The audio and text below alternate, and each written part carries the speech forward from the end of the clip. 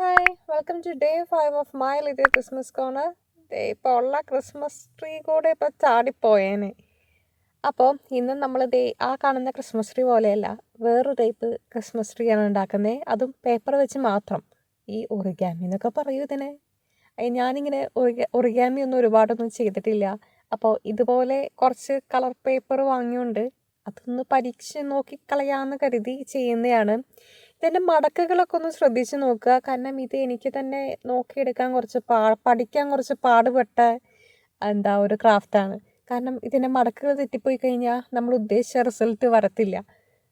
അപ്പം ഈ വീഡിയോ ഒരു 1-2 വട്ടം പ്ലേ ചെയ്ത് കഴിഞ്ഞാൽ നിങ്ങൾക്ക് ഏകദേശമൊക്കെ ഒരു ഐഡിയ കിട്ടിക്കോളും. ആ ഒരു ഷേപ്പിലോട്ട് വന്നു കഴിഞ്ഞാൽ പിന്നെ ഭയങ്കര സിമ്പിളാണ്. ഈ ഒരു ക്രിസ്മസ് ട്രീയുടെ ഷേപ്പ് വരാൻ മാത്രമാണ് കുറച്ച് പാടുന്നില്ല, എന്നാലും കുറച്ച് ഒരു മീഡിയം ലെവൽ ഡിഫിക്കൽറ്റി.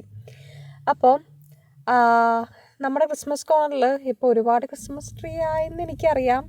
ഇതെന്തിനാ ഞാൻ പല പല മെറ്റീരിയൽസ് വെച്ച് ഉണ്ടാക്കണമെന്ന് വെച്ചാൽ നിങ്ങളുടെ കയ്യിൽ ഏത് സപ്ലൈസ് ആണ് ഉള്ളതെന്ന് എനിക്കറിയില്ലല്ലോ.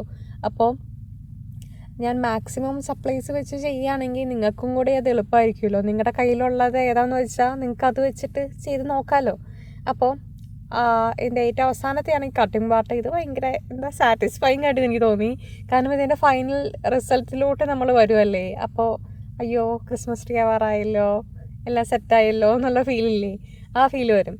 അപ്പോൾ ഇതും നമ്മുടെ ക്രിസ്മസ് കോർണറിലേക്ക് ആഡ് ചെയ്യാണ്. അപ്പം ഇനി നിങ്ങൾക്ക് ഈ കോർണറിലോട്ട് എന്തൊക്കെ ആഡ് ചെയ്യണമെന്ന് കമൻറ്റ് ചെയ്യുക. അപ്പോൾ അതും കൂടെ എനിക്ക് ഉണ്ടാക്കി നോക്കിയിട്ട് ആഡ് ചെയ്യാമല്ലോ. അപ്പോൾ ബൈ ബൈ.